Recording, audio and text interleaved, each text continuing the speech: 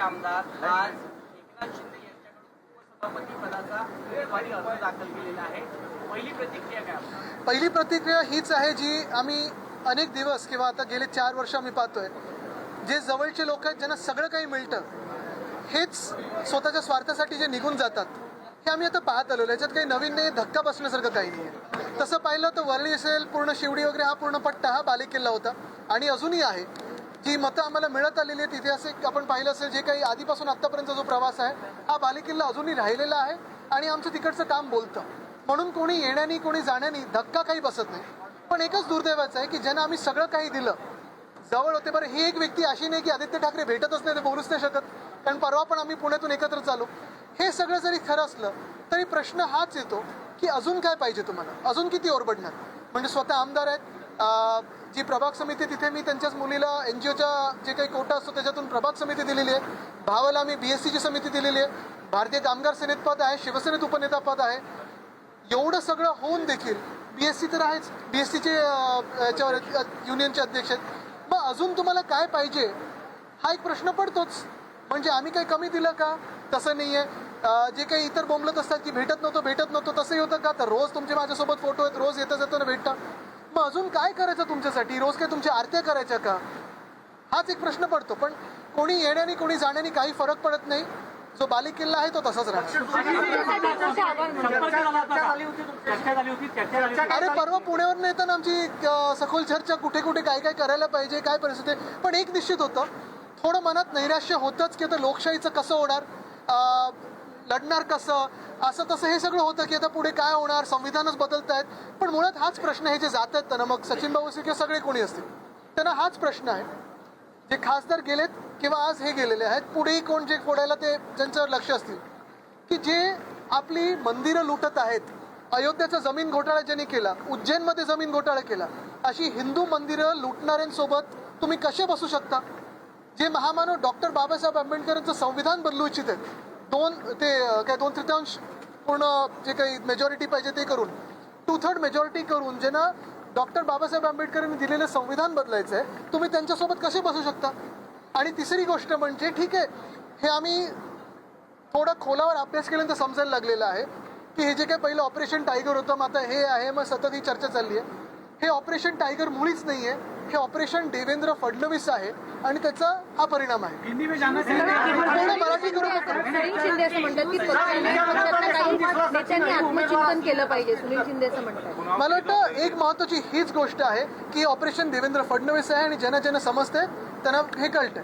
जे कोणाला माहिती ते करते. सुनील शिंदे यांचं असं म्हणणं आहे, वरळीमधून तुमच्या विरोधातील उमेदवार असतील का? अरे ठीक आहे ना, काही फरक नाही पडत असले नसले तरी. म्हणजे सकाळी त्यांनी मला मेसेज पाठवले की उभे नाही राहणार, पण हे सगळे म्हणण्याच्या गोष्टी असतात. महत्वाची गोष्ट हीच आहे की कोणी कुठूनही उभं राहिलं.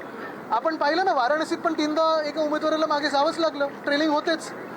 आणि आज मी परत एकदा विचारतोय, या देशातली लोक असतील, हे जी भाजप आज राम मंदिर बनवू म्हणून असंख्य कार्यकर्त्यांना ज्यांनी रस्त्यावर आणलं, आंदोलनं करायला लावले, आमच्यासारखे पक्ष ते आंदोलनात होते, भाजपने दंगली घडवून आणल्या, तेच आज राम मंदिर लुटत आहेत. आज दुसरी गोष्ट, हाच एक महत्त्वाचा प्रश्न पडतो की भाजपच्या कार्यकर्त्यांना आणि संघाच्या कार्यकर्त्यांना माझा सवाल आहे की एवढे सगळे लोक तुम्ही डोक्यावर बसून आज परत एकदा उपसभापती पदावर बसवलंय, का नाही कोणी भाजपचा कार्यकर्ता तिथे बसलेला आहे?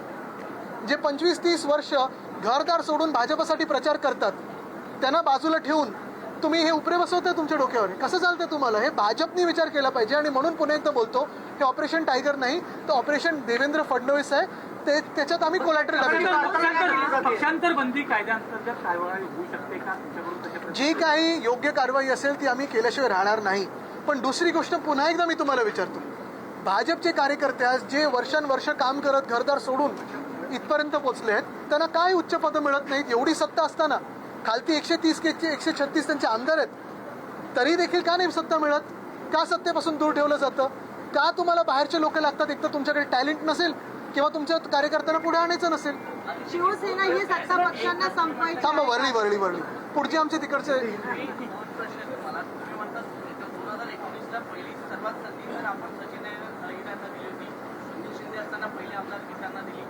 नाही, पहिली आमदारकी सुनील शिंदेना मिळाली होती. अरे वरळीच असून तुम्ही असे बघा, ज्यांना शब्द दिला आम्ही तो पाळला. आमदारकीचं असेल, खासदारकीचं असेल, नगरसेवक पदाचं असेल, कोऑपचं असेल, ज्यांना ज्यांना आम्ही शब्द दिले ते पाळले. आम्ही शब्द पाळणारे आहोत. तुमच्याकडून ती निष्ठा तुम्ही पाळताय की नाही हा तुमचा प्रश्न आहे, तो आमचा प्रॉब्लेम नाही आहे. आम्ही जे शब्द देतो ते आम्ही पाळतो. तुम्ही जो आम्हाला शब्द दिला होता निष्ठेचा किंवा सोबत राहण्याचा या परिस्थितीमध्ये तुम्ही पाळला नाही, तुम्ही त्या वचनाला जगू नाही शकलात, हा तुमचा प्रश्न आहे. सुनील शिंदे सुद्धा नाराज असल्याचे दिसतंय. अरे तुम्हाला ते कानात सांगतात का? आता त्यांनी प्रतिक्रिया दिलेली आहे. त्यांनी आता प्रतिक्रिया दिली आहे. का केली जाते? पंतप्रधान पदासाठीची काळजी का घेतली जाते? निश्चितपणे काळजी आहे. जर काल पण उद्धव साहेबांनी सांगितलेलं आहे की जर एखादी मराठी व्यक्ती पंतप्रधान बनत असेल तर त्यांचे पंख छाटण्याचं काम चालू आहे. तसं आपण पाहिलं असेल तर नितीन गडकरीजींचे पंख छाटले नाहीत का? शिवराज सिंग चौहान खूप चांगले मुख्यमंत्री होते, वरच्या कॅबिनेटमध्ये घेऊन शांत केलंच ना त्यांना. तसंच आत्ता जी काही चर्चा आमच्या कानावर तर येते ही तुमच्या कानावर पण येत असेल. 29चे जे पंतप्रधान पदाचे चेहरे असतील त्याच्यात फडणवीस साहेबांचा चेहरा आहेच भाजपकडून. काही देशभरात आहे वगैरे हे आम्हाला माहिती नाही, पण भाजपकडून चर्चा तर आहे. मग त्यांचं ऑपरेशन कसं करायचं तर हे सगळं चालू आहे. शिवसेना ही सत्ता पक्षांना संपवायची आहे का आदित्यजी? शिवसेना ही सत्ता पक्षांना संपवायची आहे का काय? मुद्दा हा आहे की नुसतं ऐका आम्हाला संपवून किंवा कोणाला संपवून ही सत्ता त्यांच्याकडे प्राप्त झालेलीच आहे ना. नुसतं सत्ता नको आहे. 2/3 मताधिक्य घेऊन लोकसभेत आणि विधानसभेत त्यांना महामानव डॉक्टर बाबासाहेब आंबेडकरांनी जे संविधान दिलं होतं आणि त्या संविधानाच्या माध्यमातून जे अधिकार आपल्याला मिळालेले ते भाजपला बदलायचे आहेत. आपला गड आहे परळी, लालबाग, परळ, शिवडी गड राहणार. या ठिकाणी ऑपरेशन सुरुवात दिसणार की नाही? कारण का थेट तुमच्या घरातच घुसलेलं आहे. वैभवजी तुम्ही पण यासोबत ऑपरेशन टायगर हे सक्सेस झालेला दिसते असं चित्र आहे. कहा जा रहा है कि वो 2022 में शिवसेना का जो लोकसभा चुनाव है उसी पर चुनकर आए थे और आज वो चुनाव चिन्ह एकनाथ शिंदे के पास है, इसलिए वो जो है देखिए एक चोर के पास कोई चुनाव चिन्ह हो तो क्या वो चोरी लेजिटिमाइज की जाती है? तो कानून व्यवस्था किसके लिए? जो हम न्याय मांग रहे हैं वो इसीलिए है ना कि चोरी को लेजिटिमाइज ना किया जाए. क्या न्याय व्यवस्था इस चोरी को लेजिटिमाइज करेगी? अभी के भी जो CJI साहब है उन्होंने भी कहा है कि justice delayed is justice destroyed.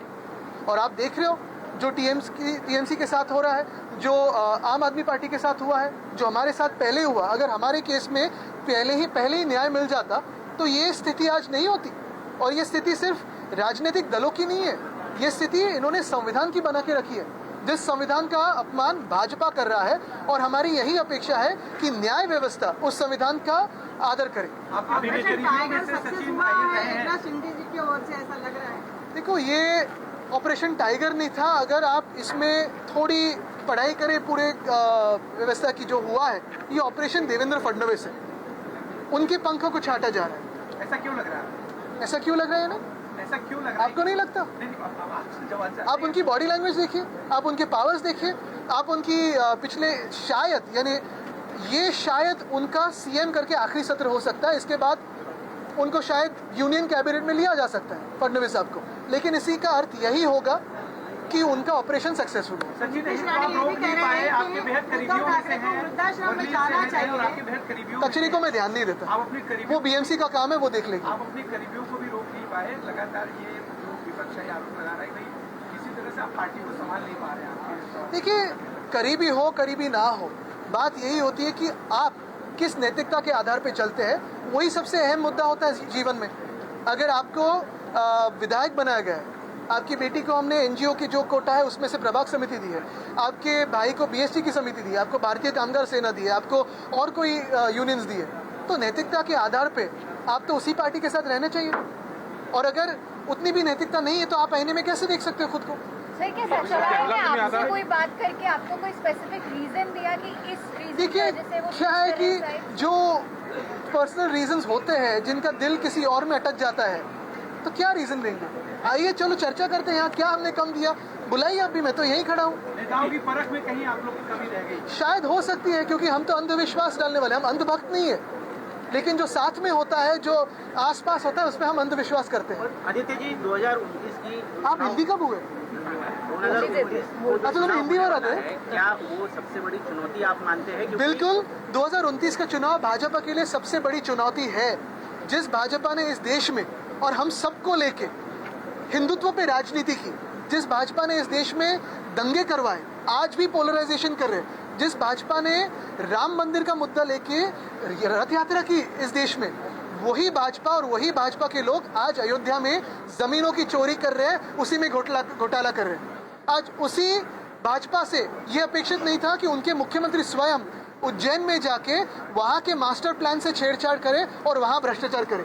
आज ये जो सारे विधायक या सांसद भाजपा के साथ बैठ रहे हैं या भाजपा के पास जाएंगे, मैं उन्हें चैलेंज देता हूं कि आने वाले संसद के सत्र में पूछे उनसे कि उज्जैन में कैसे भ्रष्टाचार हुआ।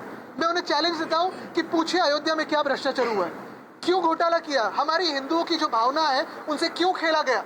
आज मैं पूछना चाहता हूं इन्हीं सब लोगों से जो आज भाजपा के साथ बैठना चाहते हैं। तो देश के हिंदू ये भी पूछेंगे 29 में कि यही क्या वो भाजपा है जिन्होंने बाहर के लोगों को, जिन पे भ्रष्टाचार का आरोप है, जिन पे बड़े बड़े वीडियोस है, वो सारे लोगों को अपने सांसद बनाए, मंत्री बनाए, मुख्यमंत्री बनाए। क्या यही भाजपा है जो एक बार साफ थी और भ्रष्टाचार खिलाफी थी? क्या यही भाजपा है जो खुद को हिंदुत्ववादी कहलाती थी, जिसने आज अयोध्या में जब घोटाला हुआ, भ्रष्टाचार हुआ, कोई सवाल नहीं पूछने दिया, और उज्जैन में भी जो भ्रष्टाचार हुआ है तो मुख्यमंत्री नहीं बदल रहे? तो भाजपा के लिए सबसे बड़ी चुनौती रहेगी। क्या आदित्य ठाकरे 2029 में वर्ली विधानसभा से फिर एक बार चुनाव लड़ेंगे? अब जहां से बोलो वहीं से लड़ूंगा। बनारस से हो तो बनारस से लड़ूंगा। लड़ने में क्या है, जीतेंगे भी, क्योंकि ये हमारा गढ़ है। और आप देखोगे देश में परिवर्तन 29 में होगा। जिन्होंने अयोध्या में भ्रष्टाचार किया है, जिन्होंने उज्जैन में भ्रष्टाचार किया है, उन्हें ये देश की जनता स्वीकारेगी नहीं।